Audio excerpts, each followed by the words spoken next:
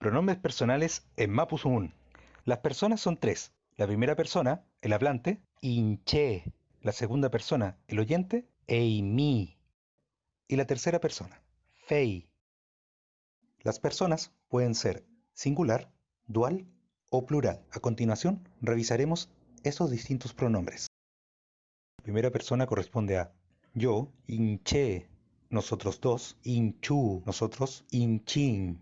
La segunda persona, tú, eimi, ustedes dos, eimu, ustedes, eimen. No se diferencia la formalidad. El pronombre de tercera persona, fei, hace referencia a personas, animal o cosas. El dual es feienu y el plural feienen. El pronombre fei designa tanto hombre como mujer. La expresión inchintain ngen es un pronombre de primera persona plural. Fentepui.